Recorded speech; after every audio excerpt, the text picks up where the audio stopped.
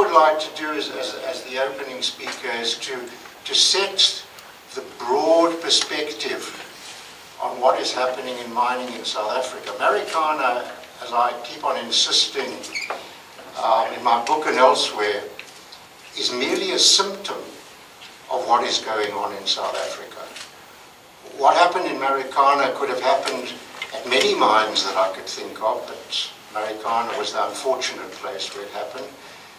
And the themes in Marikana, the themes in the mining industry are also part of this much wider panorama of what is going on in the country.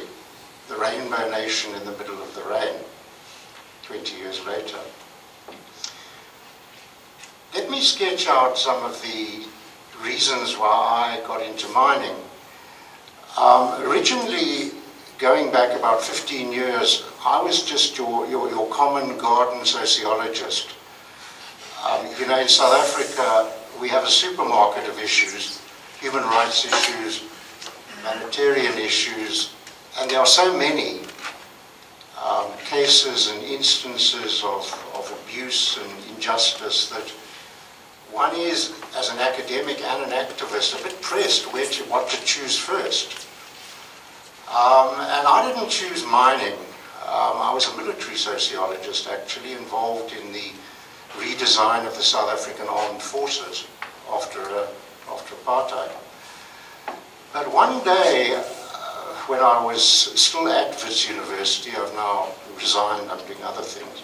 When I was still at Wits University, I went to a cocktail party, and I wasn't quite sure who was there, but a very distinguished-looking gentleman came up to me and he said, "Good evening, Professor Frankel.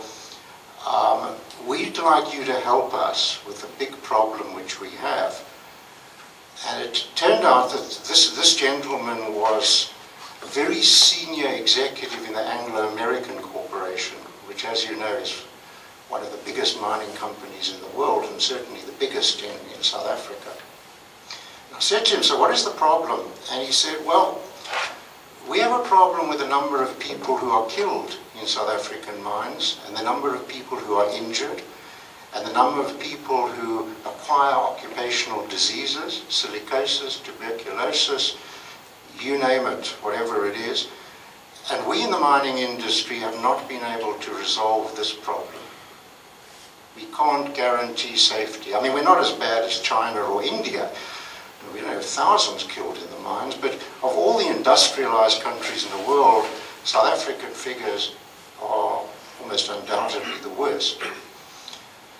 So I said to him, "Look, I'm feeling a bit uncomfortable about this because I don't know anything about mining sociology. I have worked with high-risk organizations such as the South African military, but mining is unfamiliar to me other than what I read in the papers. But you know how it is to work in a university. Pressure was put on me. You know, this will be good. This is Anglo-American Corporation. You know, put together a team and go and look at their mines." Preciously, you know.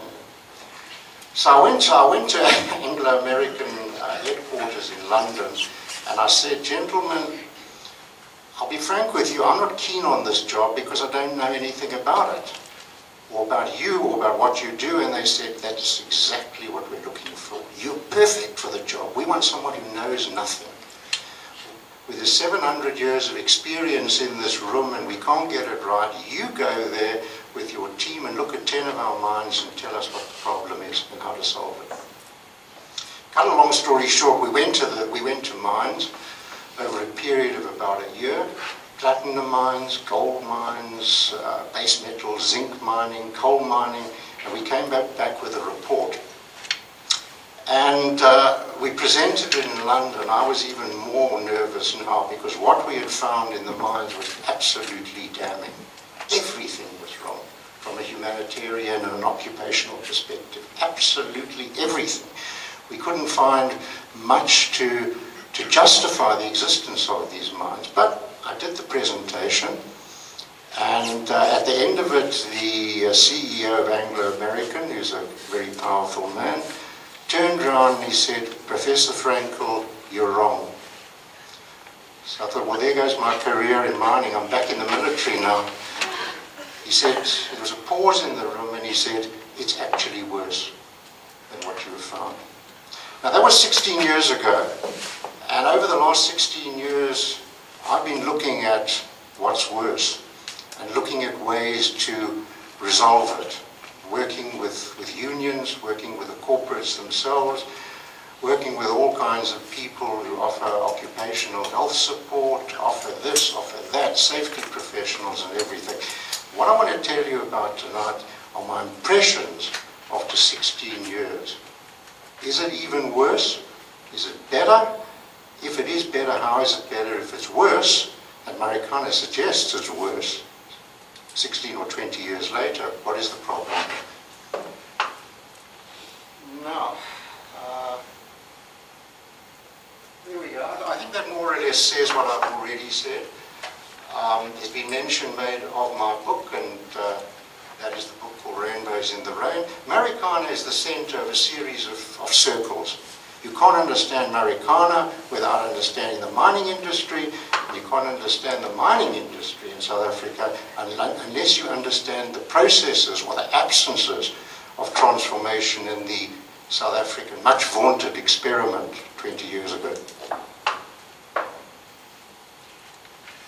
Now the first thing we have to understand when we look at mining is that mining is a highly diversified activity. We need to understand that the South African mining industry, which is, depending how you manipulate, the biggest in the world, is highly diversified. There are platinum mines, there are gold mines, there are coal mines, there are zinc mines, there are diamond mines, there are manganese mines. And the conditions and what happens in each are often very different from each other. My rule of thumb when dealing with South African mine is the harder the rock, the harder the men. Simple as that.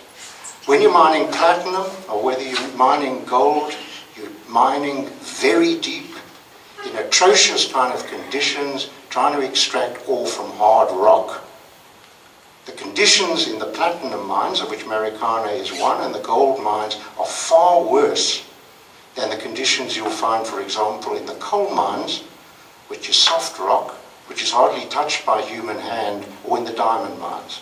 So we've got to understand these differences. There are not only different sectors in the South African mining industry, there are also different companies. I'm not sure whether they can't all be put in a sort of anti-humanitarian bag to begin with, but there are differences of emphasis. With all due respect to the people who operate in Marikana, they are amongst the worst. Simple as that. At the other end of the spectrum, I hope the Anglo-American financial management is listening to this. Anglo-American is probably the best. And in between you have variations of inhumanity. As simple as that. There are variations. The age of the mine also makes a difference. In the newer mines, conditions are what we call greenfield mines. Conditions are generally, not always, but generally much better. The technology which is used is of a more exquisite and sophisticated nature. The kind of skills that you find at work are obviously much higher. So the age of a mine makes a big difference. Although South Africa's newest big gold mine, which is the Goldfields mine at South Deep, just outside Johannesburg, which is the peak of mining perfection, according to any engineer, succeeded in killing 11 people in the course of construction. But I mean, that's South Africa. That's how it goes. Finally, the size of the mine makes a difference. It is, in general principle, easier to bring about change in a smaller mine than it is in a big mine, depending on who the management and the leadership is. Some of our mines are huge. I mean, we're talking about operations here where 30,000 people, even in some cases bigger than 30,000 people, work for a single mine. Amandelbult, for example, which is not far from Marikana, has a labour force of 30,000 people. That's big by international standards. There are other mines in which there's 400 or 500 people. Not gold, not platinum generally, mainly coal. And those mines, if you have a visionary leader, visionary management, can make a difference. Not necessarily a sustainable difference, but can make a difference. So you've got to look at all these different variations when you talk about the mining industry. It's a spectrum from not very good, in fact horrible, to actually, by some international standards, sort of okay, depending. Having said all that, my view is that South Africa and the mining industry is largely untransformed. In 20 years, not a lot of change has taken place. There have been changes, and some of the changes are for the good. For example, in some cases, the level of middle-level skills and qualifications is better than it was. Mine management at some mines is much more enlightened than it used to be. But having said all that, when you walk into many, if not the majority of mines in South Africa, and you look at the social relationships, you look at what is going on here, you look at the race issues, you look at the class issues, you get the feeling that you've been here before in 1953, for example. I wasn't personally there in 53, but nothing has changed. Basic logic, the basic driving forces are exactly as they were prior to the end of apartheid. There's no change. Having said all that, we need to look at 4 factors which I believe are crucial. And I'm talking about South Africa, I'm not talking so much about Southern Africa. I'll be quite frank with you, apart from some work that I've done in Zambia and Zimbabwe, which has not been the centre of my focus, my professionalisation in South Africa. There are 4 issues we've got to look at here. The first is the leadership, the management in mining, the corporate executives, the mine managers on site at the operations. We are talking here about a very conservative bunch of people. Most mine managers throughout South Africa are engineers, and with all due respect to anybody here who's an engineer, at least South African engineers, they're not particularly alert or sensitive to human issues. The bottom line here is production. We mine at risk.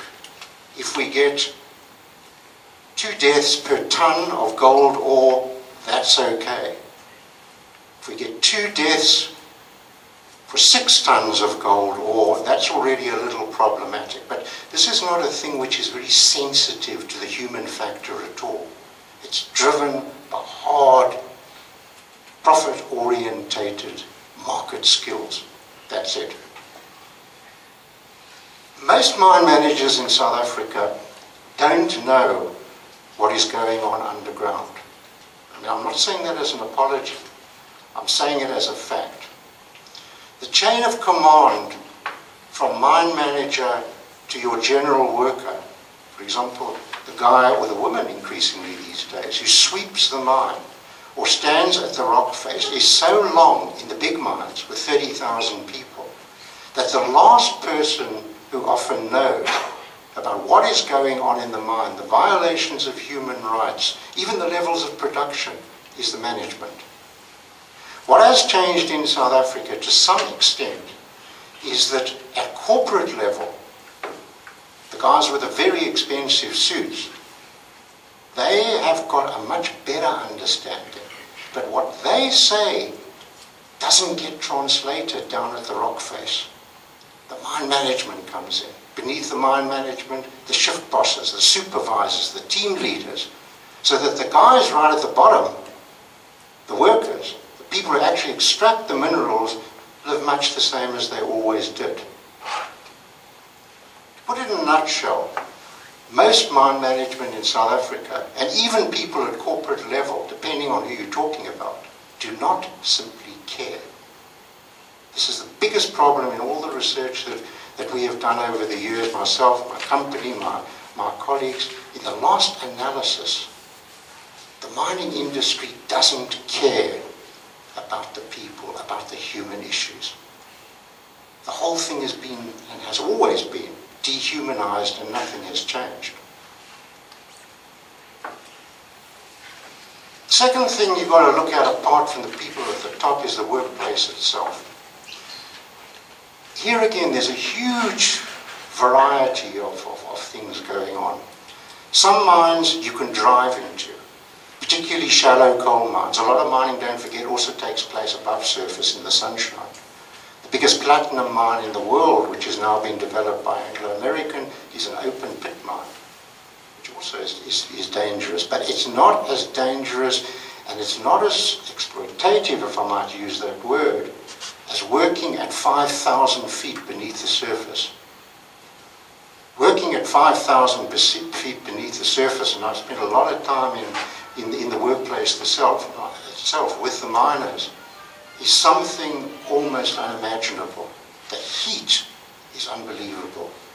Men generally work naked, or often work naked. This is a bit of a problem now that we've got women working in the workplace, because they feel constrained to work naked, as do the women. But the humidity, the level of ventilation, which is poor, often the lack of equipment, the lack of roof supports, all of which is a result of bureaucratic and management incompetence in many cases, means that you're essentially, in many cases like Dante's Inferno, the confinement, the claustrophobia, the hacking away in the dark, often, as I said, without suitable technology and machinery, is something unbelievable.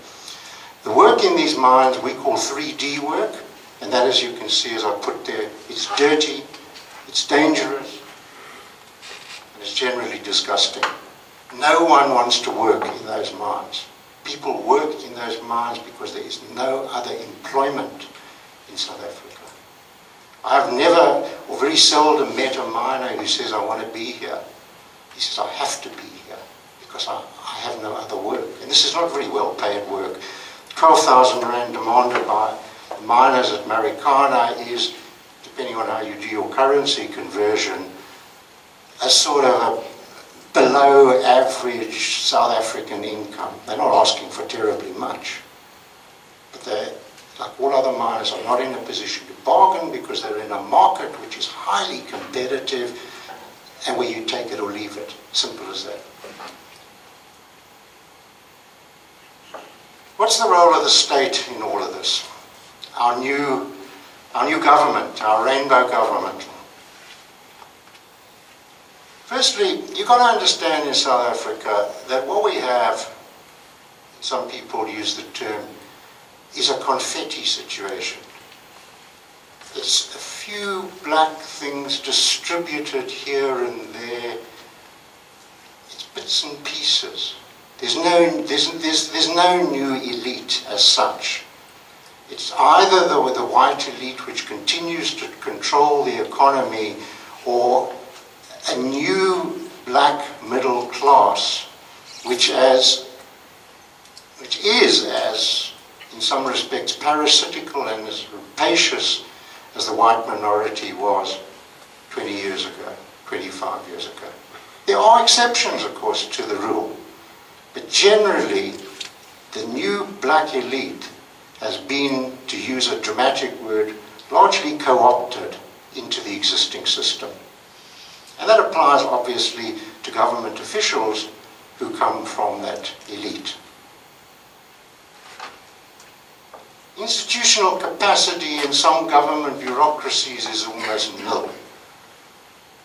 Simple as that. Whether you're looking at the Department of Social Welfare, whether you're looking at the Department of Education, whether you're looking at the Department of Mineral Resources, capacity is incredibly poor. The skills aren't there. It's as simple as that.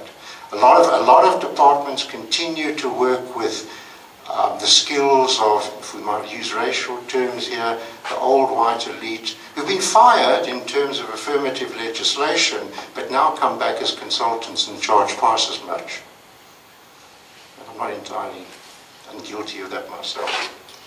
Capacity is not there. The Department of Mineral Resources, which has been one of the departments under scrutiny since the Marikana massacre, is an absolute disaster. There's no continuity of staff. You negotiate or arrange something with a person on a Tuesday, on Thursday he's not there, or she's not there. Why? They go into the private sector, they can be paid 20 times their salary. There's no continuity, there's no institutional growth. And running through all of this, of course, is rampant corruption. Corruption is a huge problem for South Africa. At least it's a problem for people in South Africa who claim that we have a working, viable, sustainable democracy here. We don't. Corruption is rampant. It intrudes on public policy at central government level, at local government level. It's virtually impossible to do any of the things that you normally would want to do in a democratic society without something around the side.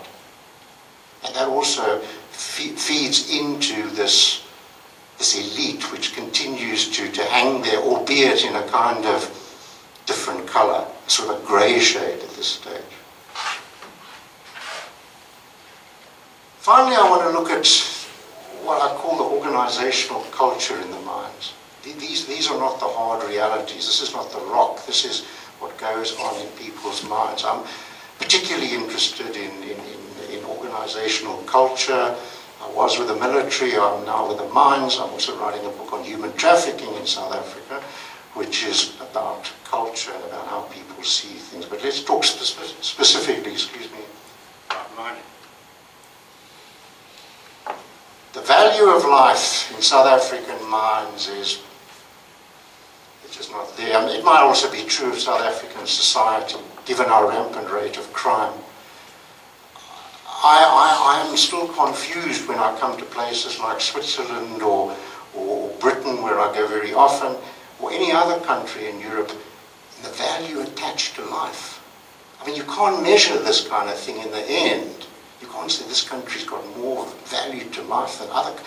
But South Africa's, like it is with everything else, pretty low on the international scale. We're one of the most divided societies economically throughout the world. Our education system is falling to pieces. We've got the highest murder rates in the world in Johannesburg. It's just very difficult to feel that there is real value to life. People say to me, how do you live in Johannesburg? Well, you live in Johannesburg, it's where you live. But I mean, you've got to be sharp, simple as that. You've got to be aware all the time that there are people here who will, as they did last week with the head of our soccer team, shoot you, kill you, whatever, to take your cell phone. By the way, this afternoon I was speaking to some people, and I said I'm from South Africa. They used to say, Mandela. Now they say, Pistorius. So we've also got two high-power murder trials going on there at the moment, which are doing wonders for our international reputation. But anyway, great stuff. Poor safety. Production is king. It's as simple as that. Production is king. That drives everything in the mines. It drives how much money is put into safety. It drives human relationships. Most of the miners kill themselves for one reason. They want the production bonus. That's it. They'll work 5,000 feet below the surface with a roof cracking in order to reach the target for the day. The target for the day is to take the mine, the rock face, to there. For that you get paid nothing virtually. To take it another 10 feet, you get bonuses which turn you into a fairly wealthy person. So they work for the production bonus. The industry encourages people to constantly take risk. That's why they kill themselves. And these, of course, are economically marginalized people. Many of them are migrant labor from areas where the kind of money which is paid in the mines, while very, very small, is like unbelievably big in terms of where they came from. Poor safety. Poor safety. It's getting better. but it's still embarrassingly bad, as everybody knows. When I say embarrassingly bad, it's all relative. We have, at this point, about 105 reported deaths a year, which is not a lot when you think about it. More people in South Africa, where, as I said, the value of life is cheap, get killed on the roads on any weekend. But 70,000 people have died in the mining industry already. That's a lot of people, although it goes back a long time. 70,000 killed. We have 300 disabling injuries a month. Whereas if you look at Canada or you look at the United States, 2 deaths in a year, 4 disabling injuries are the norm. We have 300 a month, reported, not necessarily the net figure, because reporting systems are poor. We also have millions of people, we don't know the numbers, who suffer from occupational diseases. This is either, it's normally, but not always, respiratory diseases which are contracted when people are mining without proper equipment. It's HIV, although the mines have been quite good on HIV generally. It's silicosis, it's tuberculosis, all of which reinforce each other. So we've got huge problems in terms of simple basic health, apart from the people who injure and kill themselves in the physical process. Labour is cheap. Labour is very cheap for the simple reason that there's so much of it, and there's so few alternative economic prospects that people who feel that they've gone into the mine sometimes feel blessed to have a job. It's very cheap in places like the Northwest, where Marikana is even cheaper in places like rural Limpopo or Mpumalanga. There's no employment. There, countless numbers of young people and older people have given up any prospect of even looking for a job. They exist in indolence. It's not an existence, it's a subsistence. So labour is cheap. That's what's always driven the South African mining industry, and that is the cost of labour.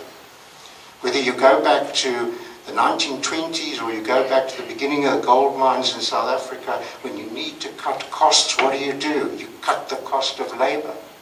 You give people who are already earning minuscule incomes even less, and they will take it because there's nothing else.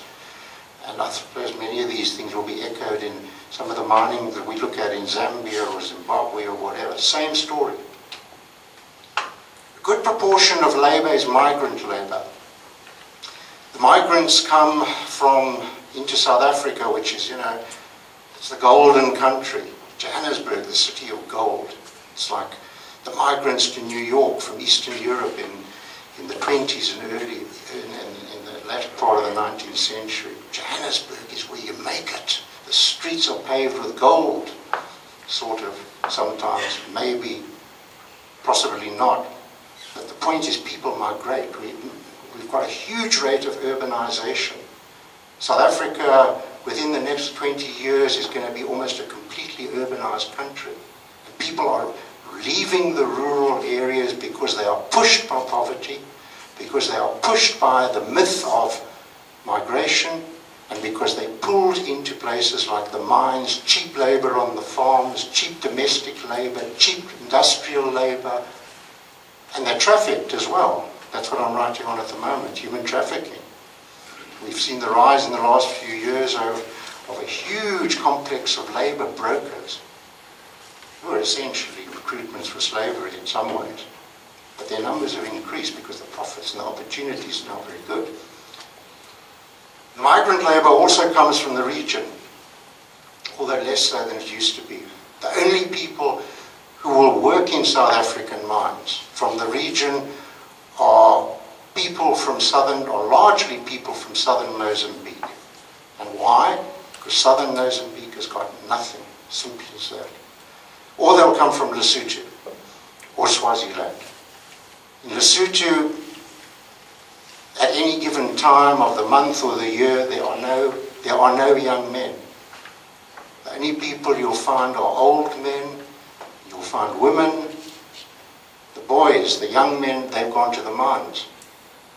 And they come back to the rural areas occasionally, but they almost always come back with HIV, with silicosis, with tuberculosis, which then gets circulated in the rural community. Many miners, of course, live a double existence. It's traditional, not only miners, but all kinds of other people as well, where you have a wife and a family in the rural area, and you have a wife and a family in the urban area. Miners don't do much in the urban areas other than work. The only recreation is dacha, which is marijuana, which is actually quite good when you mine, because you forget about just about everything, and you get very energetic, as some of you consumers might know.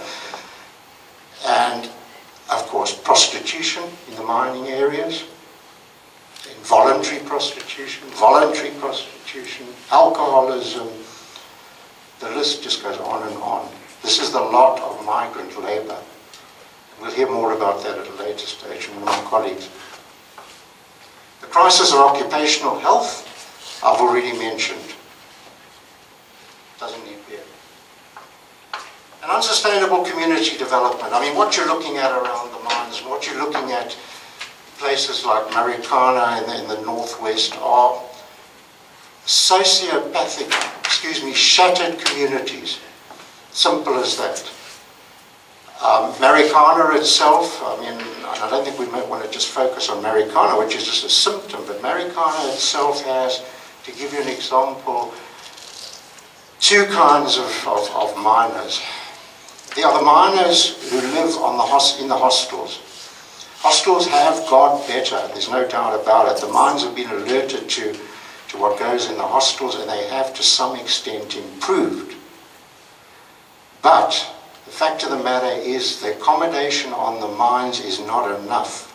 So what, for example, Lonman does at Marikana is they pay people a sleep-out allowance. It's cheaper than putting up housing. Give people 1,600 rand a month, you find your own accommodation. Only problem with that is to subsist in a small shanty in an informal settlement costs you about 1,000 a month. So where does the rest of the money go? Well, some of it, a very small portion, gets remitted back to the rural areas, to your family, but a great proportion also goes on drink, a great proportion goes on drugs, a great proportion goes on sex. Again, it just goes. I mean, it's as simple as that. So we're dealing here with a very unstable community. Huge informal settlements are now sprawl across the northwest province around Marikana. They sprawl everywhere. They sprawl in Johannesburg. This is the legacy of millions of people who are coming into urban areas where there are no support structures or community services. There's inadequate housing, there's inadequate education, there's inadequate social welfare. There's nothing. It's as simple as that. So around Marikana, down towards Krugersdorp, Carltonville, the gold mining areas, you can drive for miles through shanty settlements. No hope, absolutely no hope places. I hope I'm not painting a very black picture. That's not a politically correct thing to say. This is painting a white picture or grey picture, whatever. That chart really describes something that I looked at or mentioned a few minutes ago. And that's the circulation of this culture of destruction, if you want to call it. Rural poverty, underdevelopment, not only in South Africa, but in Southern Africa, drives people to the mines. Whether they want to be there or not, that's where you go. And of course there are, as we'll hear later in the presentations, there are labour recruitment agencies, official labour recruitment agencies who have, going back to the early 20th century, they're there on the spot, on site, in the rural areas. You go to them. They sort of assess you whether you're suitable for mine work. But the assessment doesn't add up to anything really. They just, constitutionally, they cannot check for HIV/AIDS. It's against the Constitution. They can check respiratory, lungs, heart. Some mines check by putting young men into sauna-like rooms where they have to run on a treadmill for about 30 minutes in order to see whether they can work in heat.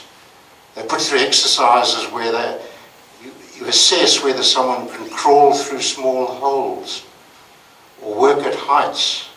There's no psychological assessment at all, with the results that apart from anything else, in the mines we have extensive but largely undocumented psychological disease. People suffering from post-traumatic stress disorder, anxiety, dread, schizophrenia, all of which, if it isn't there at the beginning, certainly is there at a later stage after a couple of years in the mines. The general evaluation is that a miner's life, now we're not talking in the air-conditioned corporate offices, that's another story, but a miner's life at the rock face is probably worth about 20 years max. At 20 years, if you started at 15, you are 35 or 40, you look like you're 70. Simple as that. You go back to the rural village where you sit with nothing the rest of your life. Or you transmit or communicate all the diseases and psychological and emotional disorders which you've picked up in the mines to your family and your friends. That's the lot. So where do we go from here? Well, this is what I'm not inclined to answer the questions. Where do we go from here? Well, that's something we're going to talk about, presumably for the remainder of this conference. But it seems to me there are three things which are absolutely critical here. The first is developments in the labour movement. The Marikana massacre has witnessed a substantial disorganization or disintegration of the National Union of Mine Workers. The National Union of Mine Workers, who are part of the larger Congress of South African Trade Unions, have always been the drivers of change in the mining industry insofar as it's happened. NUM, unfortunately, or at least the leaders of NUM, have unfortunately become very much like the people they are challenging. When you go to a meeting, I've found as a personal experience, and maybe it's an exaggeration, but you go for a meeting with union leadership and with mining leadership, you can't differentiate between the Mercedes and the parking lots. Does this one belong to a shop steward? Yeah, that belongs to a shop steward. He's now a big deal in NUM. Does this one belong to the mine manager? Yeah, but it's smaller than the one the guy who the shop steward has got. The fact of the matter is NUM has, over the years, and again, there's a lot of differentiation here, but has become less responsive, less communicable with the, whatever it is, the average mine worker. The guys who've moved out of the shanties into a large respect, they're now in the respectable residential suburbs like the corporate managers. They visit their constituency now and then, and as a consequence of this, what we saw before Marikana was the emergence of this new union movement called AMCU, Allied Mineral Construction Union, Mining and Construction Union. They have built on this breakdown of communication which has occurred to a great degree in the mines with National Union of Mine Workers. And the problem of this now is, as other speakers will no doubt tell us, is the labour union and the union movement is fragmented. Even in some cases where mining leadership and corporate leadership wants to negotiate, there are some things that are negotiable, they cannot negotiate because the people on the other side of the table are unrepresentative. Who are they? Who are these guys? Yeah, I will guarantee that NUM will do this. I will guarantee that AMCU will do that. Well, yes, but who are you in these unions? I mean, who do you represent? So there's a huge gap in communication here which reflects differences, traditional differences between mining and capital on the one hand and in the unions on the other. The mining corporations in South Africa are relatively well unified in the Chamber of Mines. There are differences. As I said, some companies are a little more persuasive than others or persuaded by others, but in the last analysis, the corporations are pretty tight. There's 11 people sit in the Chamber of Mines. Those 11 people drive the industry on the executive committee. I'm not invited there anymore because I've said that, but it's a fact. The second is the industry itself. I mean, we got, apart from everything else, a huge crisis in some segments of the South African mining industry. Gold mining is dying. Gold mining is not going to be around, I would say, in South Africa, despite its role in the country's development. It's not going to be there in about 25 years. There are a lot of reasons for this, but one is simply that the cheap extractable deposits have been mined out. There's plenty of gold in Johannesburg. The place is littered with gold all over the place, but it's not particularly good quality anymore. It's not competitive with, say, Australian gold, and it's expensive to get, and it's deeper to get, so that the costs of extraction are so high that it's not worth taking out. Unless, of course, the price of gold goes through the roof again. Mining companies are shutting down. Mining closure is a aspect of the social landscape which is sort of every day now. And mining closure, what does that do? It means simply that people are retrenched. People have no jobs. The companies try, in some cases, to create sustainable development. They try to turn miners into spinach farmers or something like that. But it doesn't work, partially because miners don't want to be spinach farmers. That's as simple as that is. But the point is that the South African mining industry, particularly the platinum miners and the gold miners, are now at a crux. They've got to start making real decisions now. They can no longer, and I think Marikana brought this home, in the discussion of migrant labour after Marikana, which went nowhere in the end. It was sort of a one-day wonder. But the discussion around and after Marikana basically said, you guys can't use cheap labour anymore, because cheap labour is dangerous, because cheap labour is unproductive, and because with the dissemination of the mining industry to a whole lot of countries like the Congo and parts of Asia, you guys are not in the end going to be able to sell your stuff. So the mining industry has now got to transform, seriously. It's got to look at issues, firstly, of black ownership. It's got to look at issues of empowering and skilling people.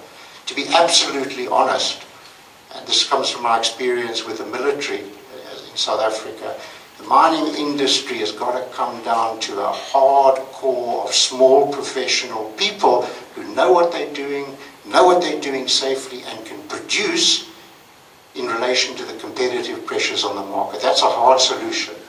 We've got 500,000 people in the mining industry. To put it bluntly, for the mining industry to be competitive, we've got to fire 450,000 of them.